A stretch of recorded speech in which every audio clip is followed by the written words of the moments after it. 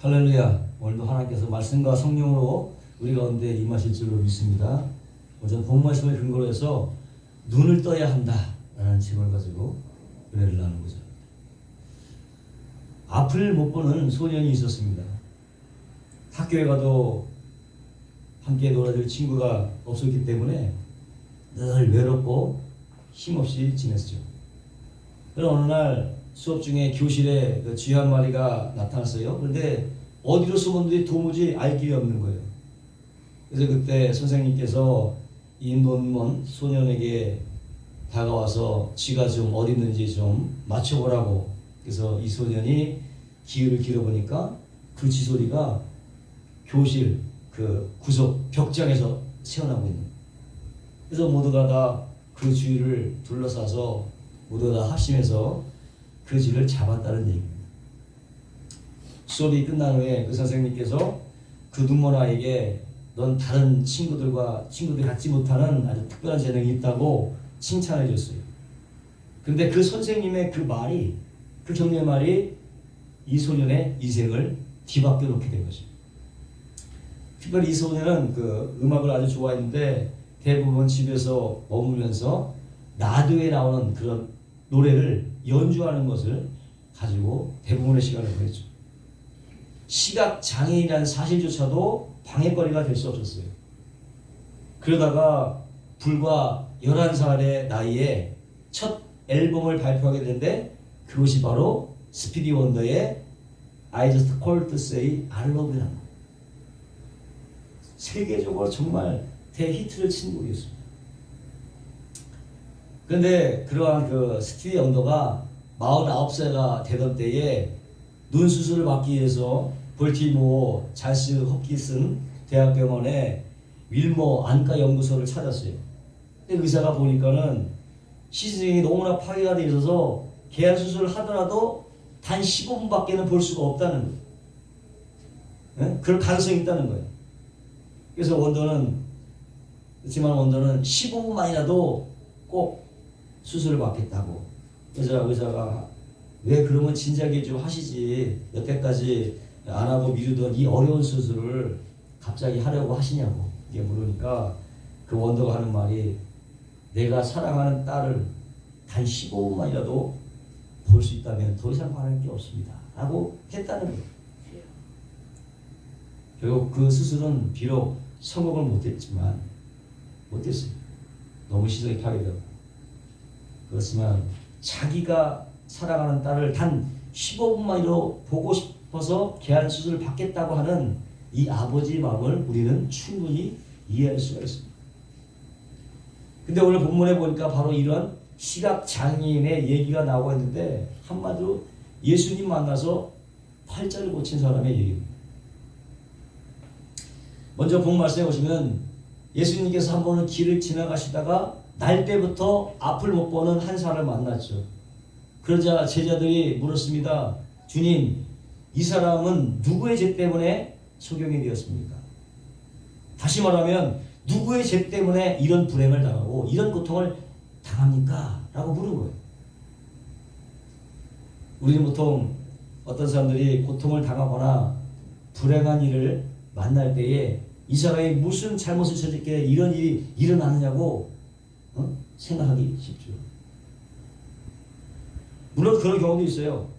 음주운전 하다가 자기도 죽고 남도 죽이는 경우도 있을 수 있고 또 아기를 억지로 낙태시키려고 약을 먹는 바람에 자녀들이 그만 장애인으로 태어나는 경우도 있을 수가 있고 그러나 모든 불행이나 장애가 다 이 죄로 말미암아 오는 것은 아니라고 하는 것입니다. 특별히 이 사람의 경우에는 어느 누구의 잘못이라기보다는 하나님이 하시는 일들을 나타나기 위해서 이렇게 장애를 허락하셨다고 주님은 말씀하고 있는 거예요. 무엇보다도 이 주님은 단지 육신의 눈을 뜨게 하는 일로 모든 것을 끝내는 것이 아니라 이보다 더 중요한 것 바로 뭐냐? 영적인 눈을 뜨게 하는 데 있다고 하는 것입니다. 다시 말씀을 드리면 예수님께서 이 소경의 눈을 뜨게 하신 것은 영적으로 아무것도 보지 못하는 우리들의 영적인 눈을 뜨게 하는 성막에 불과해요. 아멘. 믿으시기를 제 이름으로 축원합니다. 먼저 그 과정을 보게 되면 침으로 진흙을 이겨서 그 소경의 눈에 바르셨어요. 그럼 왜 주님께서 번거롭게 이렇게 침을 이겨서 바르는 일을 했을까? 왜냐하면 예수님은 소경에게 눈을 떠라 그러면 당장 뜰 텐데, 아니면 손만 갖다 대도 그냥 떠질 텐데, 전지전능하신 분이니까 뭐 침이나 뭐 흙이 필요 없어요. 근데 왜 굳이 침으로 흙을 이겨서 소경의 눈에 바르셨을까? 뭐 침이나 뭐 흙에 효능이 있었기 때문에 뭐 그런 게 아니죠. 그 사람을 돕기 위해서, 도와주기 위해서, 바로 흙을 발라주심으로 주님의 인격적인 터치가 있는 거죠. 만져주심이죠. 일종의 스킨십이었다. 네? 이러한 스킨십을 통해서 주님은 자신의 사랑과 관심을 전달했다는 것입니다. 우리는 여기서 지극히 작은 일까지도 세심하게 배려하시는 주님의 마음을 이길 수가 있다고 합니다. 그리고는 실로암 연못에 가서 씻으라는 것입니다. 생각해 보세요. 진흙이 눈에 묻혀 있는데 뭐가 보이겠어요? 그런데도 실로암 연못에 가서 씻으라는 거예요. 뭡니까? 테스트지. 내 말에 순종하느냐 안 하느냐 테스트하는 거죠. 하지만 이성경은 그 말씀에 순종하서 평생 동안 이루지 못한 꿈을 이루게 되었다. 눈이 떠진 것입니다. 할렐루야. 아멘. 무엇보다 이 사건이 우리에게 주는 교훈은 첫 번째 뭐냐? 주님은 이 세상의 빛이다. 주님만이 이 세상의 빛이 되신다. 5절 말씀에 보면 내가 세상에 있을 동안에는 세상의 빛이다. 예수님께서 직접 말씀하셨고, 내가 세상의 빛이다 라고 예수님께서 직접 말씀하셨고, 요한복음 1장 4절로 9절에서도 예수님이 세상의 빛이라고 선포하고 있습니다. 예수님 누구다? 세상의 빛이다. 여러분, 이 세상은 완전히 그야말로 흑암 자체죠. 흑암 자체. 흑암이라고 하니까 무슨 소리냐 하실지 모르겠지만은 그게 하나님이 보시는 진단이에요. 이 세상은 흑암 덩어리다. 암흑 덩어리다. 누구의 눈에? 하나님 보시기에요. 완전히 흑암 덩어리예요. 날마다 죄를 먹고 마시는 그런 세상 아닙니까? 사람을 죽여서 인육을 먹는 세상. 인육까지도 먹는 세상. 보험금 때문에 남편 죽이고 아내 죽이고 자식까지 죽이는 세상. 심지어는요, 아내를 죽여놓고 토막을 내놓고 방에 묻어갖고 3년을 같이 지낸 그런 사람도 있고요. 자기 친딸을 13번이나 유흥가에 팔아먹은 독한 어머니도 있고, 친딸을 성폭행하는 아버지도 있고, 정인이 사건만 보더라도 그렇죠. 이제 2살도 채 안 된 영아를 입양이라고 해갖고는 데려다가 폭행하고 죽인 그 양부모들이 있다는 거예요. 또한 각종 뇌물로 인해서 의회를 장악하고 언론을 장악하고 또 법원을 장악하고 심지어는 국민을 자신의 정치적 목적을 이용하는 그런 파헤치범도 있고, 그거를 갖다가 시드치겠다고 나서는 한심한 사람들도 정말 장난이 아니게 많습니다. 도대체 이런 행태들을 언제까지 지켜보고 있어야 될지 참으로 개탄스럽지 않을 수가 없는데, 거기다가 전세적으로요, 전쟁과 시위가 끊이지 않고요, 테러의 납치에 부정선거가 판을 치는 등등등 이루 말할 수 없는, 그것이 우리 세상이에요. 우리 사는 세상. 따지고 보면 어디 이것이 인간이 사는 세상입니까? 한마디로 고통과 눈물과 한숨으로 뒤범벅이 된 세상이다. 그러다 보니까 채워도 채워지지 않는 공허한 마음을 정말 가눌 길이 없어서 밤마다 그냥 나라 전체가 그냥 술에 마약에 취해버린 그런 상태는 흑암의 세상이기 때문에, 희망이 없는 세상이기 때문에 절망적일 수밖에 없다. 이런 흑암의 세상에 빛은 누구다? 바로 예수님 그리스도인 줄로 믿으시기를 주의 이름으로 축원합니다. 예수님만이 인류의 희망인 줄로 믿습니다. 예수님만이 세상의 빛이시고, 빛이 있으면 어둠은 물러가는 겁니다. 때문에 여러분, 누구든지 예수님을 만나게 되면 어둠은 물러가게 될 줄로 믿습니다. 예수님이 세상의 빛이다. 성 어거스틴 보세요. 20살이 채 되기 전에 그냥 한마디 그대로 그 당시에 기생집 다니고 사생아를 낳은 사람이에요. 거기다가 이방 종교까지 믿고 있었는데 그 어머니가 모니카가 이 방탕한 아들을 위해서 포기하자 끝까지 기도했어요. 그러다 한 번은 정원에서 놀고 있는데 take and read, 가져와서 읽어라. 이거는 이제 애들 장난을 놀이하는 말이었는데 take and read. 근데 이 말이 뭘 들으면 하나님의 음성을 들은 거예요. take, 가져와서 읽어라. 그때부터 성경을 가져다가 읽기 시작했는데 그것이 바로 로마서 13장 11절로 14절의 말씀이었습니다. 밤이 깊고 낮이 가까웠으니 그러므로 우리가 어둠의 일을 벗고 빛의 갑옷을 입자. 이 구절에 그냥 거꾸러진 거예요. 마음에 팍 꽂힌 거죠. 그 말씀. 빛 대신 예수가 그의 마음속에 들어오기 시작해요. 그 즉시 어떻게? 어둠이 사라지게. 아멘. 믿으시기 바랍니다. 열심히 공부해서 중세의 가장 위대한 신학자가 되고 성자라는 칭호까지 얻게 된 인물입니다. 할렐루야. 그러므로 아직까지 영적인 흑암에 갇혀 있다면 여러분 빛 대신 예수를 만나시기를 주의 이름으로 축원합니다. 세상의 빛은 오직 예수다. 세상의 희망도 역시 예수다. 둘째는요, 항상 밝은 눈을 유지해야 된다. 눈을 떴으면 이제 계속 밝은 눈을 유지해야 돼. 본문에 나오는 시각장애인은 실로암에 가서 씻었죠. 실로암은 보내심을 받았다는 뜻인데 그 실로암 모세는 이 시각장애에 거기서 시각장애인 눈을 씻었고 그 즉시로 시력이 회복했어요. 그러면 그 사람은 실로암에 가서 씻었지만 과연 우리는 어디 가서 눈을 씻어야 되느냐? 지금의 실로암은 어디냐? 지금의 실로암은 바로 교회예요. 교회가 바로 실로암이에요. 교회에 와서 하나님 말씀 듣고 성령을 받으면 영적인 눈을 뜨게 되는 것입니다.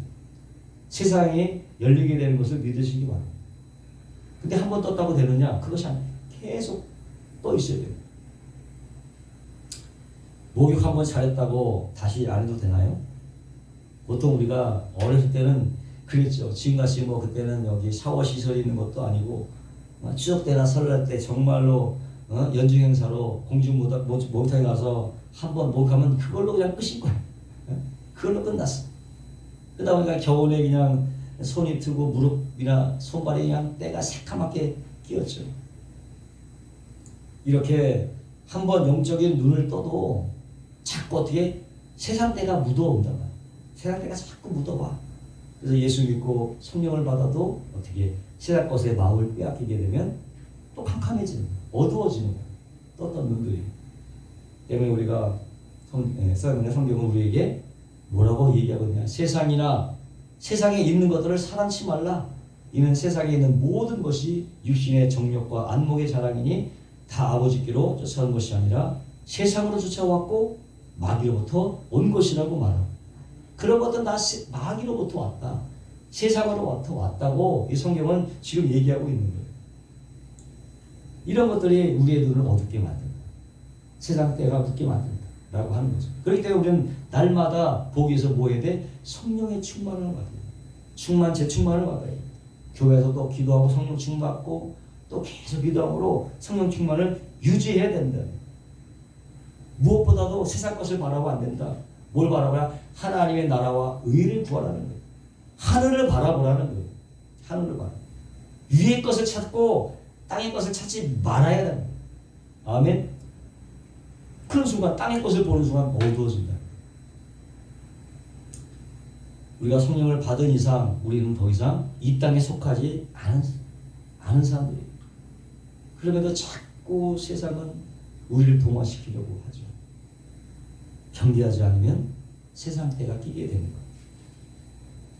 그러다 보면 빛이 아니라 세상 사람들도 욕을 먹어요. 욕을 먹어. 응? 예수는 좋은데 예수 믿는 사람은 싫다는 거. 응? 이기적이다. 독일에 무슬러져 있던 니체도 말하기를 그리스도인들에게 예수 닮은 모습이 눈곱만큼이라도 있어도 나는 예수 믿겠다라고 했다는 거 아니에요. 정말 우리가 이 말 듣고 창피하고 참 부끄러울 줄 알아야 됩니다.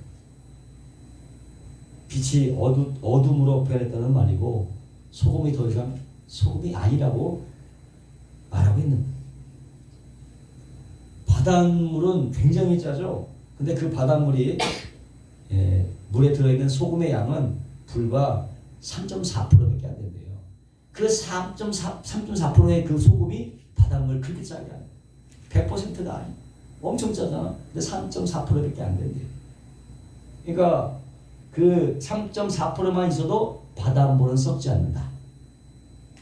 로마가 기독교를 국고로 공인했을 때에도 기독교인이 고작 9%밖에 안 돼요.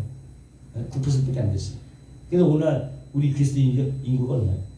25%야. 1000만 명, 250만 명. 거의 25%가 있는데 왜 이런 변화가 없느냐?